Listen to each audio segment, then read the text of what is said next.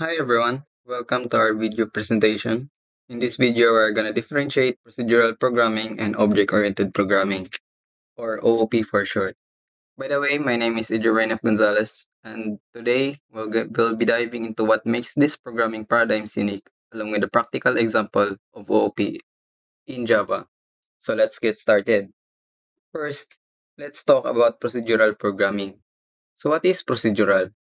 So, procedural programming is a programming paradigm centered around structured sequential code that is organized into procedures or functions.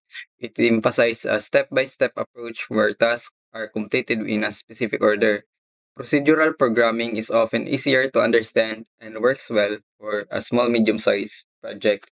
So, in meaning, procedural programming is siyang step by step procedure. So, in real life situation, so, you think about recipe kanang recipe good. So, 'di ba, first thing you do is to find, ingredients and after is, step-by-step procedure para makabuhat ka og isa ka recipe or makaluto ka. Now, in procedural programming, mao gyapon ang mahitabo. And example is mag-create kag program, so siyempre mag-implement ka na step by step. So, now let's implement that. I already created a file that name procedural verse OP. So, here, mag-create tag program na mag-add sa two integers. So, first step is mag-declare tag variable. We have here int a was 10, int b is equals to 15. So, naman na to sa first step na natay variable. Ang next step na to is kung unsa siya i-add. So, natay mga kuan. So, pwede ta magbuhat diri og method na naa siya sa sulod sa main class. So, kani nga method is dire siya mag-execute sa pag-add sa duha ka value.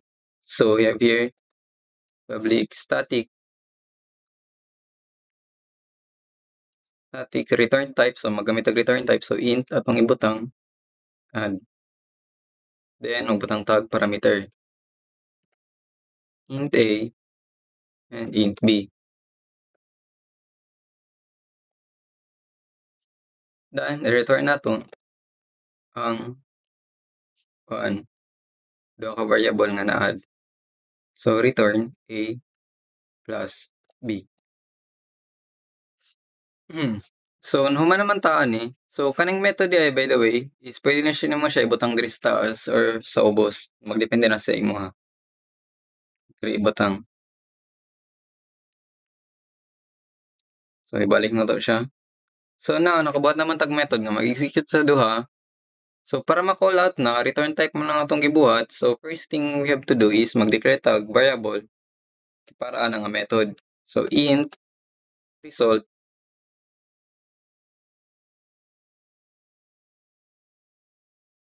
is equals to method name and then isulod ang duha ka value kaning si A ug si B.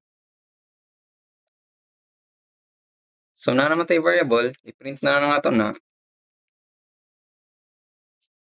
the result is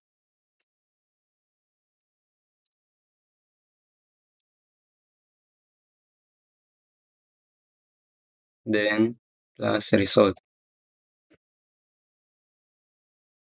Pag i-print na to na, yung ani siya.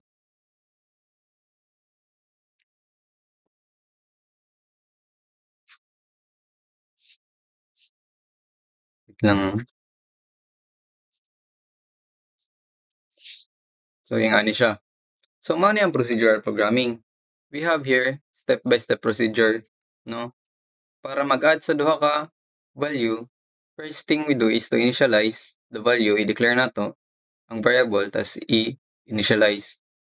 And after, is ibutang nato siya sa, sa method. Ilabay nato ni para dira siya i-execute. After paghimo, i-print ang result. So, mao ni ang procedural programming. Now let's proceed to the OOP. So object-oriented programming is a program paradigm that restructures code around object instead of procedures. These objects are instances of classes which define the properties and behaviors of the object. OOP is designed to make code more modular, reusable, and easier to maintain, especially for large application. So kanang procedural is para sa mga gamay nga mga program lang. Ang OOP naman is para sa mga large program, no? Para hapsay tapos maplastar ang mga block of code para dili kasad ang mga developer maglibog kung asa ni siya dapit. Mao ning purpose sa mao ng purpose sa OOP. Sa OOP is magamit kag multiple classes, then instantiate nimo tong classes. As katong nga classes is ma-reuse sa other classes. So okay, so pag-implement ana, so kani nga program is implement nato na siya gamit ang OOP. So OOP paradigm ay OOP principles has encapsulation, inheritance, polymorphism, and abstraction. Manang difference ay mga principles sa OOP. Now, i-implement mo to siya sa basic OOP lang. So, magbuhat tag new Java class. So, pangalan natin siya add.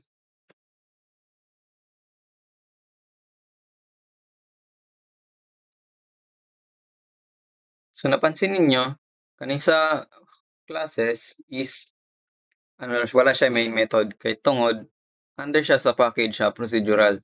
So, dapat ang main method ani is nag-exist lang siya sa main class. Isa lang ang main method. So para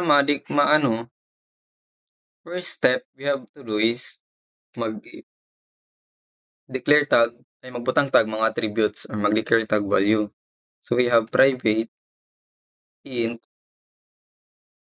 is equals to a, int a diyan, and private int b.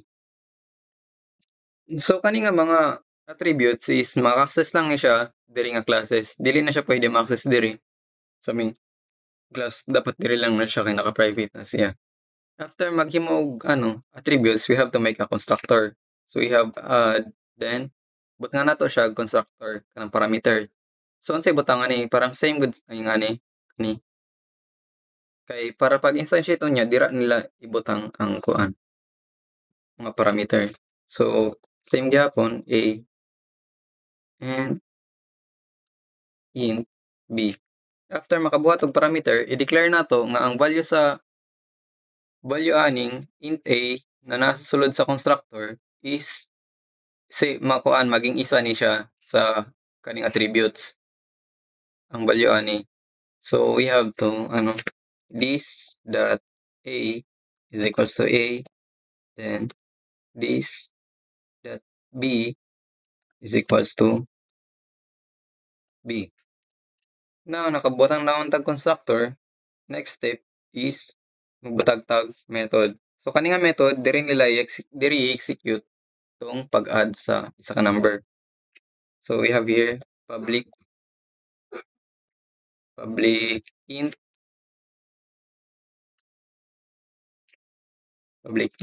add, then so pangalan to add number, then return a plus b. So after nakabuhat na tag kanang classes nga naka-specific lang siya para mag-add sa isa ka isa ka sa variable, mag-add sa duha ka value. After na balik ta sa main class. So kani tanggalon sa nato ni, and then kani.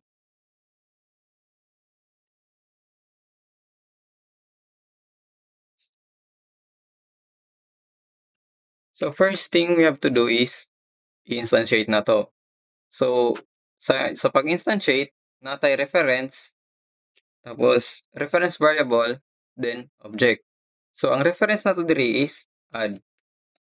Small letter man diyan, so small na lang. Tapos add num, then new add. So ibutang na diri is kaning A and B. So na natay reference, mao ni siya. So dapat caps lock ang ano ani pero naka small letter man, so pareho ra man na. And after is kaning method. So unsaon pag-callout ani? Ang pag-callout lang ani nga method dili pareha ganiha nga direct na siya kuha og method. Ang pagkuha ani is dapat ibutang sa nimo ning reference variable add num dot add numbers.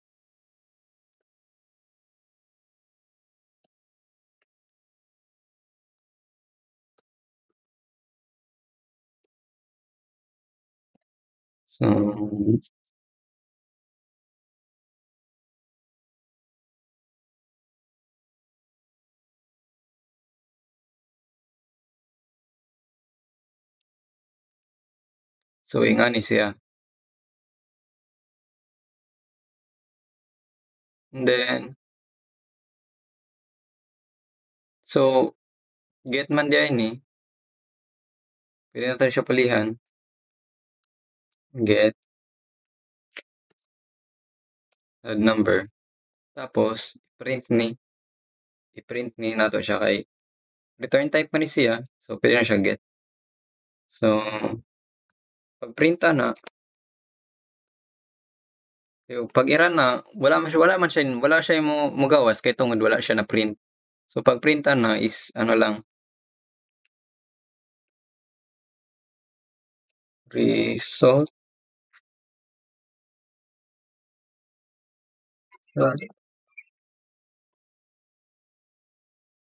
then kani copy nimo ni.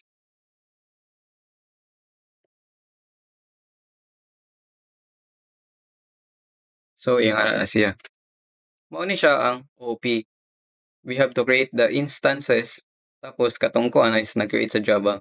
Mao na yung kalahian sa OOP and procedural. So pag ira na to siya hindi ara. So sa procedural ganiha is ang method lang niya is nasa sa sulod sa main class. Ang OOP naman is na siya sa outside the classes. So ang mao nang kuan is object. So mag-create kag object para ma-access nimo tong class. So mao ni siya. Maghimo kag instance. So that's all. I hope you learned something from this video. Thank you everyone.